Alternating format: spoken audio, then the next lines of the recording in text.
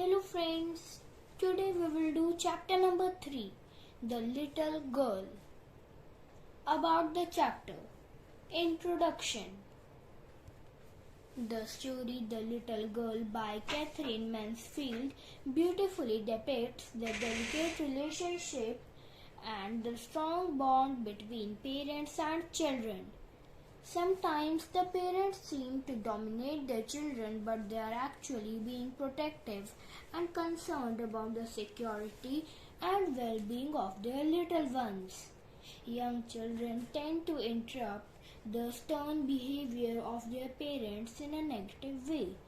However, their mutual bond is so strong that they soon realize that behind the seemingly unforgiving attitude of their parents like a soft corner full of love. Summary. The story is about a young girl Kezia and her domineering father. His stern behavior shakes his little daughter's faith in him to such an extent that she develops a strong dislike for him. She feels relieved when he leaves for his job every morning. His goodbye kiss seems too casual and customary to her. In the evening, when he would return home, her mother would ask Kezia to take off the shoes of her father. The girl was so terrified of him that she would stutter while answering his casual queries. This would annoy her father a lot. Surprisingly, Kezia's speech was normal in the presence of other people, but her father's sternness was so intimidating to her that she could not utter words properly. To Kezia, her father was a giant with big hands, a big neck, and a big mouth.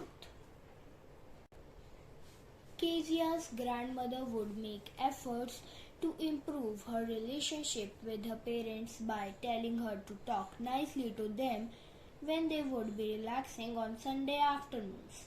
But little Kezia always found her mother absorbed in reading newspaper and father sleeping on the sofa in their drawing room. She would sit on a stool and wait for him to wake up. On noticing the grave face of Kezia, her father would get irritated and scold her for staring at him. Once, Kezia's grandmother suggested that she should make a pincushion to present to her father on his birthday. Kezia got a yellow silk piece, stitched it on 3 sides and stuffed it with some papers that she took from the bed table in her mother's room. She tore these papers into small bits before stuffing them. That night there was a lot of commotion in the house, since her father's great speech of the Port Authority could not be found. Actually, the papers torn by Kezia were that untraceable speech. Finally, this innocent mistake was discovered by Kezia's mother, and the poor child was dragged down to the dining room where her father was pacing up and down anxiously. When mother explained everything to him, he asked the scared girl to confirm. She shuddered a no in whispers. An angry father asked the grandmother to put Kezia to bed that instant, and the child lay alone in her bed crying. Then her father came to her room with a ruler. She screamed and tried to hide under the bedclothes, but he pulled her out and ordered to hold out her hands so as to be taught a lesson not to touch others' things. She tried to reason that it was for his birthday, but he did not listen and hit her little pink palms with ruler. The beating left deep scars on the mind of Kezia. From then on, she would put both her hands behind back whenever she saw her father.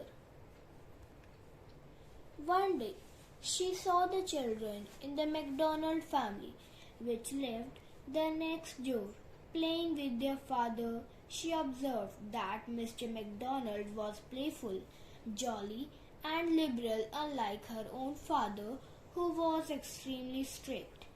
She concluded that all fathers are not alike.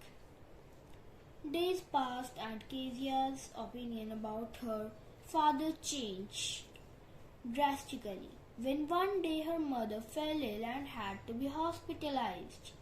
Grandmother had to accompany Kezia's mother to hospital and Kezia was alone in the house with their cook Alice. The time was fine, but when Alice put Kezia to bed at night, the child was terrified to be alone. She was afraid of the nightmares which she usually saw, but was comforted by her grandmother who always around. That day Kezia again had the horrible dream and she woke up shivering and crying for her grandma. However, she saw her father beside her bed with a candle in his hand. On learning that she was scared because of her terrible dream, her father took her in his arms and carried her to his room. He tucked her nicely in his bed and made her sleep close to him. He was so tired that he went to sleep earlier than her. Little Kezia saw her father closely and realized that he was not the giant that she thought him to be. He could not pamper her like Mr. MacDonald because he worked harder than him. She lay her head on his heart and came to know that he had a big heart full of warmth and care. Thank you, friends.